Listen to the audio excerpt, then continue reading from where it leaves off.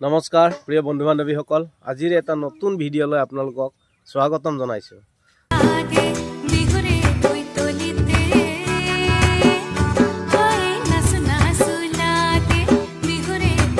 এতিয়া আমি মনটো আৰু মই অকণমান পথাৰলৈ যাওঁ। পথাৰত মানে সিদিনা বিহুৰ আগতে বৰষুণ বেছি দি থকাৰ কাৰণে বোকা পইৰা সিঁচিছিলোঁ। মনটো চলো ব'লা, এতিয়া আমি গৈ আছোঁ ৰে পথাৰ।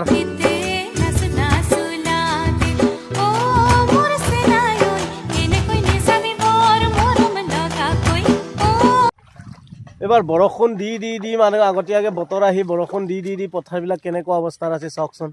এইখিনি পহিৰা সিঁচা হৈছিলে, বোকা পহিৰা মানে চ'ত মাহতনো আগৰ দিনবিলাকতো চ'ত মাহত ইমান বৰষুণ নহয়, বহাগৰ আগত ইমান বৰষুণ নহয়। বৰষুণ হোৱাৰ কাৰণে ইয়াত বাও সিঁচিব নোৱাৰা অৱস্থা হ'ল।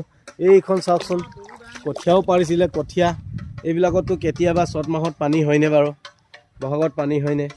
এইবিলাক কঠীয়া পাৰিছিলে বাও ৰুবৰ কাৰণে। আগততো নোৰোৱেই, ইয়াত সিঁচে, কিন্তু তথাপিতো বৰষুণ বেছি দি থকাৰ কাৰণে ৰাইজে ৰুম বুলি কঠীয়াও পাৰিছিলে।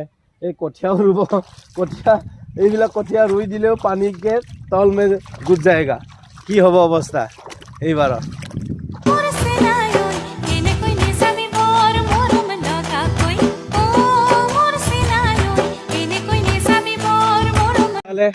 কিমান ধুনীয়া লাগিছে এই বড়ো ধানবিলাক। এতিয়া মানে পানীয়ে নিউ কৰি আছে। এতিয়া কি হ'ব? তথাপিতো ইয়াৰ পৰা আৰু বৰষুণ দি থাকিলে ইয়াৰ অৱস্থা কাহিল হ'ব। এই বড়ো ধানবিলাকৰ অৱস্থা কাহিল হ'ব, পানীৰ তলত ডুব যাব, এতিয়া অৱস্থাহীন। আচ্ছা, এই বড়ো খেতিটো কেতিয়াৰ পৰা কৰিবলৈ ইয়াত আৰম্ভ কৰিছা? এইটো মই আগৰ মাহতে কঠীয়াটো দিয়া আছিলে, কঠীয়াটো আগৰ মাহতে পাৰা আছিলে। তাৰপিছত এতিয়া চাওঁ মানে এই পানীটো নহ'লে আমি আৰামত কাটিব পাৰোঁ, কিন্তু এই বহাগ মাহৰ লাষ্টৰলৈও কাটিব পাৰোঁ। কিন্তু এই পানীটো অহাৰ পৰা আমাৰ এতিয়া কোনো সিদ্ধান্তই নাই, মানে পামগেনে নাপামগেনে এনেকুৱা হৈ আছে। আৰু আমি নহয় আৰু, কিন্তু তথাপিতো বড়ো খেতি কৰাৰ কাৰণে অকণমান এইটো ভাল হৈছে। আহু ধানতকে কিমান, আহু ধানতকে বেছি প্ৰডাকশ্যন হয় না বড়ো খেতিত? বেছি প্ৰডাকশ্যন আছিলে, কিন্তু এই বতৰৰ পৰা আৰু পানীটোৰ পৰা এতিয়া আমি এইটোকো যে লাভ হ'ব পাৰিব বুলি আমি ক'ব পৰা নাই। এতিয়া আহুটো অঞ্চলটো বৰডুবি মলৱাল, বৰডুবি চানং, সেই অঞ্চলটোত খেতিত উৎপাদনটো ঠিকেই হয়। কিন্তু এই বছৰ মানে বাও খেতি হয়।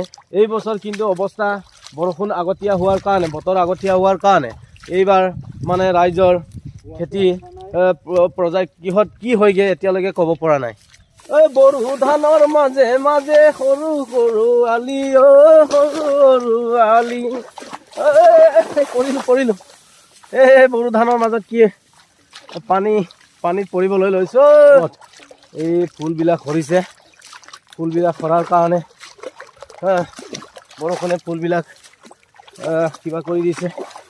এইটো বড়ো ধানত মাজে মাজেও সৰু সৰু আলি, বড়ো ধানৰ মাজে মাজে সৰু সৰু আলি, সৰু সৰু।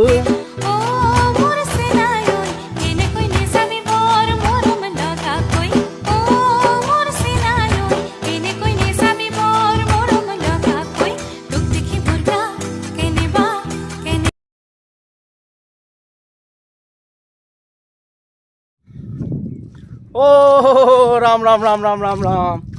ইয়াত মানে মই পহিৰা সিঁচিছিলোঁ, বৰষুণটো বেছি দি থকাৰ কাৰণে।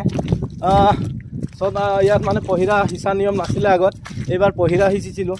পহিৰা মানে বৰষুণটো দি থকাৰ কাৰণে মানে মাটিটো জেকা হৈ আছে যে, জেকা হৈ থকাৰ কাৰণে ইয়াত পহিৰা সিঁচিছিলোঁ। এই পহিৰা সোপা মুঠৰ ওপৰত যেনেকৈ মই পেলাইছিলোঁ ন কঠীয়া, গজাই পেলাইছিলোঁ, পানীত তিয়াই গজাই লৈছিলোঁ।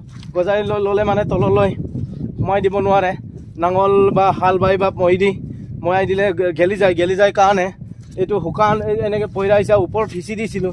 সিঁচি দিয়াৰ পাছত কি হ'ল, এই ধানবিলাক কপৌ চৰাই, টিপচি চৰাই আৰু উৰুলা চৰাই বুলি কয় নেকি, এইটো কি কয় নাজানো, এইকেইটা চৰাই একেবাৰে ধানৰ কঠীয়া এটাও নাই মানে ইয়াত। দেখোন অৱস্থা নাই। আনফালে চাওকচোন, আনফালে এই দ জেগাবিলাকত পানীয়ে মাৰি দিলে, পানীৰ তল গ'ল, ধানৰ কঠীয়া ওপৰত আকৌ চৰাই খাই আদায় কৰি দিছে। এই সময়ত মানে চৰাই খায় মানে ধানবিলাক। য'ত ত'ত পথাৰবিলাক অলপ মানে তল যায় যে পথাৰবিলাকত পৰি থকা ধানবিলাকো কপৌ চৰাই বা এই সৰু চৰাইবিলাকে খাবলৈ নাপায়। ইয়াত আমাৰ হিচা কঠীয়াবিলাকক খাই শেষ তহিলং কৰি দিলে, চব তহিলং কৰি দিলে। ঐ কি হ'ব, কি খাই যাই থাকিব ৰাইজে।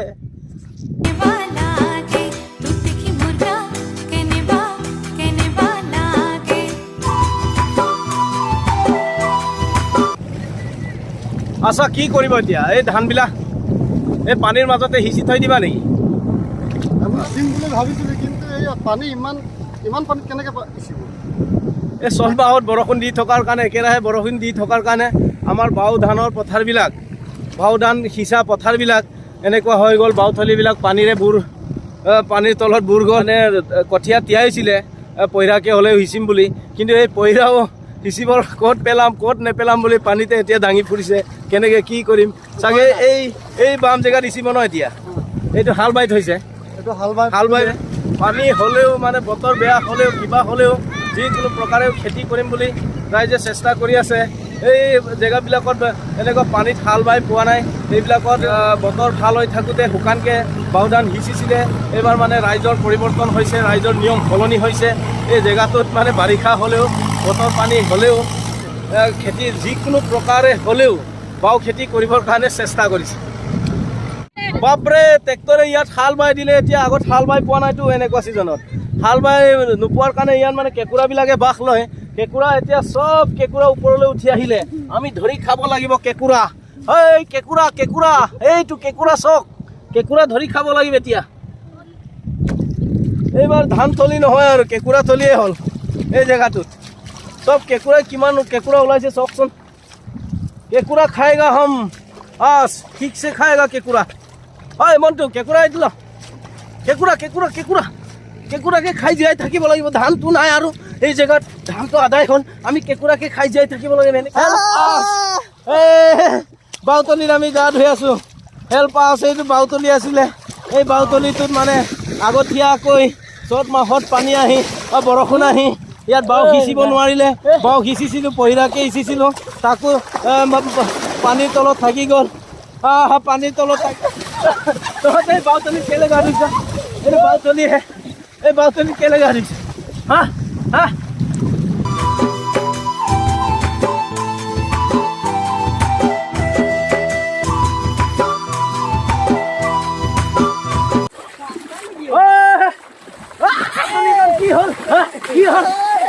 কি হ'ল বাওতলিতে কি হ'ল? বাওতলি আছিলে, বাওতলিটো কেনেকে বৰডুবি হৈ গ'ল? মোক সহায় কৰক,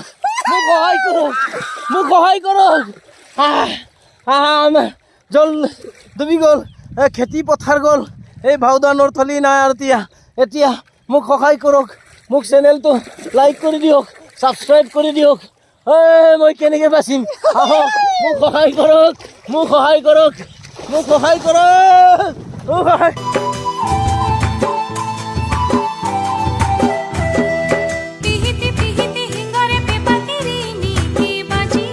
বিহু নমৰাকৈ থাকিব পাৰোঁ। খেতি পথাৰ আদায় হ'লেওতো আমাৰ ৰীতি নীতি তো পালন কৰিবই লাগিব। বহাগ বিহুত বিহু মাৰিবই লাগিব। এইকাৰণে বিহুতলীলৈকে এতিয়া যাওঁচোন। মই এতিয়া বিহুতলীত আহি পালোঁ। বিহুতলীত আহি পাই আমাৰ ছোৱালীবিলাক অহা নাই। ছোৱালীবিলাক নহাৰ কাৰণে বিহুতলীত আমি মৃগম বৰা, ডেকা বৰা, তিনি বৰা, এইটো দুলীয়া বৰা হয়। এইটো আমাৰ গাঁৱৰ দুলীয়া বৰা। এইজন নহ'লে বিহুৱেই নচলে, দুলীয়া নহ'লে বিহুৱেই নচলে। এইজন আমাৰ মৃগম বৰা। আমাৰ সেইজন আমাৰ এই ডেকা বৰা নাচনি নোহোৱাৰ কাৰণে এনেকৈ মোবাইল চাই আছে। ঢোল মানে এনেকৈ পৰি আছে। এই চাঙৰ ওপৰত ঢোল পৰি আছে। এতিয়া বৰ্তমানলৈকে আমাৰ নাচনীবিলাক আহি পোৱা নাই আচোন এতিয়ালৈকে। এইকাৰণে আমি এনেকৈ নাচনীবিলাকক অপেক্ষা কৰি আছোঁ, কোন সময়ত আহি পাব। আহিছেই নেকি? এইফালে দুই এটা আহিছে যেন দেখিছোঁ বাৰু। আচ্ছা মৃগম বৰা, আমাৰ এনেকুৱা নিৰ্দিষ্ট নীতি নিয়ম নাই নেকি যে পোচাকৰ ক্ষেত্ৰত? আমাৰ বহাগৰ বিহুটো পোচাকৰ ক্ষেত্ৰত নীতি নিয়ম নাই। আমাৰ হ'ল ৰঙালী বিহু। চবে যি ইচ্ছা মনেৰে ৰঙা নীলা বিভিন্ন ৰঙেৰে পিন্ধি বিহু মাৰিব পাৰোঁ। কিন্তু আমাৰ মিচিং আলি আই লিগাটো আমাৰ এটা নীতি আছে। মচাঙেগে আৰু আমাৰ ৰিবি গাছেৰে বা মিভু গালুকেৰে ডেকা ল'ৰাবিলাক পোচাক পিন্ধি আমি আলি আই লিগাং পাতোঁ। বহাগৰ বিহুটো আমাৰ কোনো লিমিট নাই, মানে পোচাকৰ কোনো হেৰি নাই। বহাগ বিহুত মানে পোচাকৰ ক্ষেত্ৰত কোনো লিমিট নাই। ডেকা ল'ৰা বা মতা মানুহবিলাকো বিভিন্ন নিজৰ ইচ্ছামতে ৰঙালী বিহুত মানে বহাগ বিহুত নিজৰ ইচ্ছামতে যি পচন্দৰ যোনে এনেকুৱা ধৰণে মানে পোচাক পিন্ধিব পাৰে। পোচাকৰ ক্ষেত্ৰত কোনো নিৰ্দিষ্ট আমাৰ কিবা নাই বহাগ বিহুত ন। কিন্তু কিছুমান বহাগ বিহুত অসমত মুগা হ'ল অসমৰ বহাগ বিহুৰ পোচাক। মুগা আমাৰ মিচিং সম্প্ৰদায়ৰ ক্ষেত্ৰত মানে বহাগ বিহু পালন কৰি আহিছে অতীজৰে পৰা। কোন সময়ৰ পৰা কেতিয়াৰ পৰা বহাগ বিহু পালন কৰি আহিছে আমাৰ মিচিংসকলে এইটো আমি নাজানো, কোনেও এতিয়ালৈকে টাৱৰ কৰিব পৰা নাই। তথাপিতো আমাৰ পৰম্পৰাগতভাৱে বহাগ বিহুত কোনো মানে নিৰ্দিষ্ট পোচাক নোহোৱাকৈ আমি বহাগ বিহু পালন কৰি আহিছোঁ। অসমৰ একতা আৰু জাতীয়তা ৰক্ষাৰ কাৰণে মিচিংসকলো বহাগ বিহুৰ ক্ষেত্ৰত সমানেই বহাগ বিহু পালন কৰি আহিছে। আৰম্ভ হৈছে বিহু আৰম্ভ হৈছে। এইকেইটা বিহু নাচনি ইমান ধুনীয়াকৈ ড্ৰেছ পিন্ধি আহিছে। আমাৰ ৰং বিৰঙৰ একেটা ৰঙৰে পিন্ধি অহা নাই। নিৰ্দিষ্ট মানে ড্ৰেছ পোচাকৰ ক্ষেত্ৰত আমাৰ মিচিঙত নিৰ্দিষ্ট মানে পোচাক নাথাকে কাৰণে এনেকৈ বিভিন্ন ৰং বিৰঙৰ পিন্ধি আহিছে।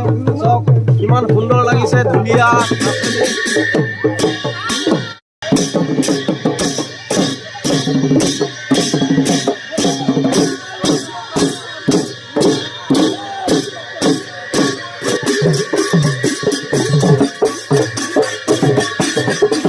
আপত্তি তিৰাই কাপোৰ মানে কৈ দিয়া।